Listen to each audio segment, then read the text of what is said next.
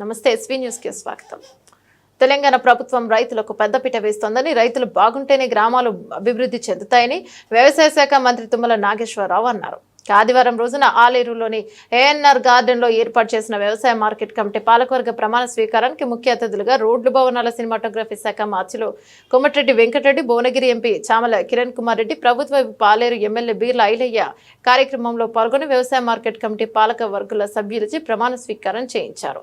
ఇక తుమ్మల నాగేశ్వరరావు మాట్లాడుతూ ప్రభుత్వం రైతులకు ఇచ్చిన మాట ప్రకారం నిలబెట్టుకుంటున్నామన్నారు. ఇప్పటి వరకు రైతు ఖాతాలో 7,650 కోట్లు జమ చేయడం జరిగిందన్నారు.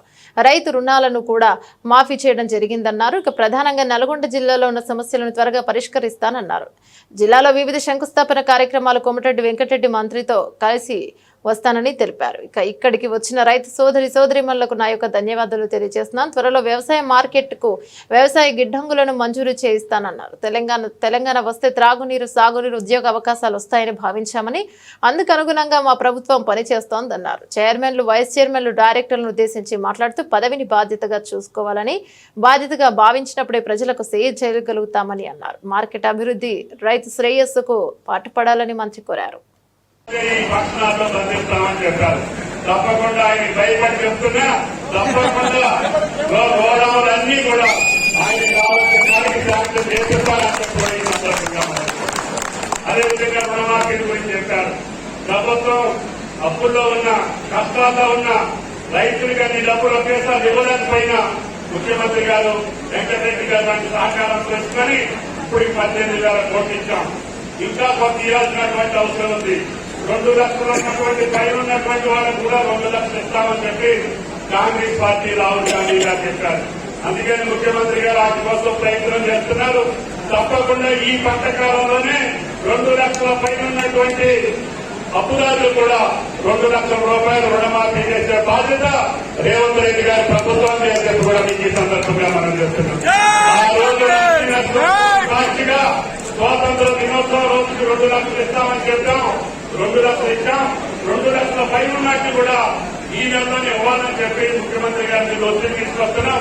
ఆయనకి ఎప్పుడు అందుబాటులోకి వస్తే అప్పుడు 2 లక్షల పైన ఉన్నటువంటి రైతులు కూడా రుణమాఫీ చేస్తాం. ఆ ప్రభుత్వం రైతు బంధును కూడా మన మీద పడింది. అది కూడా 7,650 కోట్లు రైతుల ఖాతాలో చేశాం. వాళ్ళు గతంలో ఇచ్చినటువంటి అన్ని బాకీలు కూడా తీసుకుంటూ వస్తున్నాం. విత్తనానికి ఎగ్గొట్టారు, మందులకు ఎగ్గొట్టారు, అన్నిటికీ కూడా బాకీలు పెట్టారు.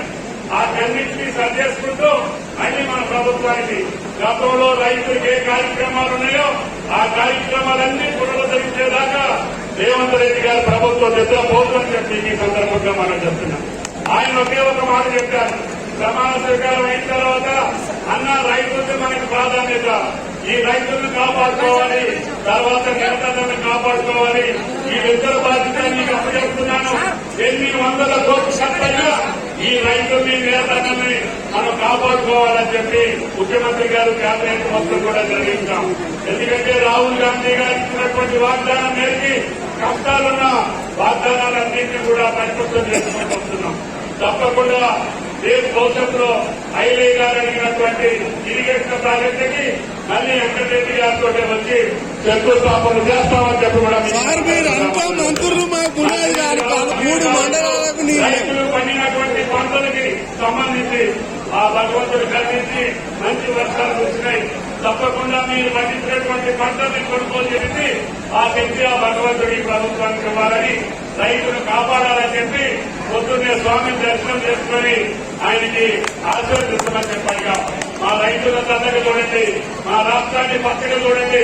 తప్పకుండా కొత్త ప్రభుత్వం రేవంత్ రెడ్డి గారి నాయకత్వంలో రైతుకి ఏ కష్టం రాకుండా చూడాల్సినటువంటి బాధ్యత ఆ స్వామి మేము కోరుతున్నాం. తప్పకుండా మీ అండదండలు కూడా వచ్చినటువంటి ప్రభుత్వం ముందు ఉంటే నా ఒడ్డు ఓడుతుంది, నా ఊర్లో ఈ బాధ ఎమ్మెల్యే వచ్చింది, మా ఎమ్మెల్యే మా విప్పు గారు, మా ఎమ్మెల్యే అయిలేదని చెప్పి ఇస్తూ మీ అందరికీ కూడా ఒకటే చెబుతున్నాం. తప్పకుండా ఇచ్చిన హామీలే కాదు, రాష్ట్ర ప్రభుత్వం ఆ పథకాలన్నీ కూడా చూస్తున్నారు. 500కి సిలిండర్ వస్తుందా లేదా మీరందరూ ఆలోచించుకొని 700 సబ్సిడీ భరిస్తున్నాం. 200 యూనిట్లకు కరెంట్ ఇస్తూ ఫ్రీగా ఇస్తున్నాం. ఈరోజు ఆర్టీసీ మహిళలకు ఉచితంగా పోతున్నాం. ఈ రోజు రైతులకు కూడా అన్న చెప్తారు ఎంత కష్టం ఉన్నదో రాష్ట్ర బడ్జెట్.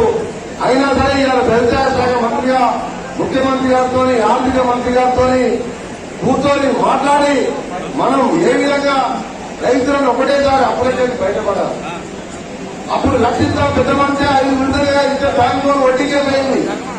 కానీ ఈసారి లక్ష 2 లక్షలు పెట్టుకొని ఒక పద్ధతి ప్రకారం మనం ఎవరిని కూడా మోసం చేసుకోవాలంటే ఆ 18,000 కోట్లు ఇవ్వకుండా రైతులకు ఇచ్చిన మాట ఫస్ట్ నెరవేర్చాలి. ఒకసారి అప్పుల పరాజీలు బయటపడితే రైతు అంత 4 పైసలు మింటే పండించిన పంటకని చెప్పి ఆయన సలహాలతోని అలా అగ్రికల్చర్ మినిస్టర్ గా 18,000 కోట్లు చేసినాం. మీలోను కూడా మీలో వారు కూడా త్వరలోనే వారు చెప్తారు ఆ విషయాలు. ఈ విధంగా ముందుకు పోతూ మీ అందరికీ కూడా ఒకటే చెప్తాను, మా ఐలయ్య గారు మీ అందరి నాయకుడు, మన సోదరుడు. ఈనాడు 2019 నన్ను ఎందుకు గెలిపించినామని చెప్పిన 50,000 మెజార్టీతో వచ్చే ఎమ్మెల్యేలో ఐలయ్య గెలిచినా చెప్పినాం. గెలిచే స్థానంలో ఆలేరు మొదటి స్థానం అని చెప్పిన. అందుకంటే ఆ స్వామివారి ఆశీర్వాదం మీ కష్టపడటం. ఆయన కూడా బాగా కష్టపడ్డాడు. నాయకులందరూ కూడా సహకరించిండు. ఇవాళ కూడా రోజు వెంటబడి మాకు మంచినీళ్ళే ఏ కూడా చక్కగా వస్తున్నారు. దుర్గపల్లికి మొదలు పెట్టే గుడాలు రాక మంచినీళ్ళు లేవు. తాగు నీళ్లు గంధమల్ల ఆగినట్టే స్టార్ట్ చేసినట్టే స్టార్ట్ చేసి ఆపేసిందని చెప్తే ఇవాళ 210 కోట్లతోని ఆర్డబ్ల్యూఎస్ డిపార్ట్మెంట్ తోని టెండర్లు కూడా అయిపోయినాయి. ఒక 4-5 రోజుల్లోనే మళ్ళా మేము మినిస్టర్ గా వచ్చి శంకుస్థాపన చేసి 3 నెలలలోపే ఆ పైప్ లైన్ తో పాటు ప్రతి గ్రామానికి సరిపోను ఇవాళ గోదావరి నీళ్లు, మంచి నీళ్లు, ఫిల్టర్ నీళ్లు ఇచ్చే కార్యక్రమం చేస్తామని 210 కోట్ల టెండర్ కూడా పూర్తి అయిపోయింది. ప్రతిరోజు రోజుకు గంధమల్లకు ఇప్పుడు నీళ్లు అయితే సుమారు 20 చెర్లు ఇప్పుడు నింపారు. కాబట్టి మీరు ఆ చెరువు తీసుకొని అక్కడ సీ గారు కానీ ఎస్సీ గారు చెప్పి గంధమల్లకు నీళ్లు అనే అవకాశం ఉంది. ఇప్పుడు కొండ పోచమ్మలో కూడా నీళ్లున్నాయి కాబట్టి గంధమల్ల నీళ్లు పెడితే 20 చెరువులు నిండుకున్నాయి. ఇక్కడ ఆలయ రాత కూడా వాగు మారితే ఇప్పటికి ఇంత వర్షాలు వచ్చి ఇంత బ్రాండ్ వచ్చినా మా పోర్లు ఎండిపోతున్నాయి. మంత్రి గారు దయచేసి ఆ గంధమల్లకు మా ప్రజల మూట నీళ్లు వెళ్తామని చెప్పి 2 మంత్రులు ఇక్కడ ఎంపీ గారు మాటిస్తేనే ఈ ప్రాంగణం దాటాలంటా మనం ముగ్గురు మనకు సరిగ్గా మాట్లాడారు. లేకపోతే మాత్రం నిర్వహణ పోలీసే ముచ్చట్లేదు. ఇవాళ సీఎంసీ మీటింగ్ ఉంది. మీటింగ్ కూడా మేము పోనీయం మీరు మాటించదాకా. అరే 12 లక్షల కోట్ల రెడ్డి గత ముఖ్యమంత్రి అక్కడ వాళ్ళ ప్రాంతాన్ని సస్యశానం చేస్తే మా మంత్రి గారు మొన్న ఎస్ఎల్బీ ధర్నాలను సాధించుకున్నాడు. ఎక్కడన్నా మరి తుమ్మలున్న కమ్మను సంస్థ శానం చేసుకున్నాడు.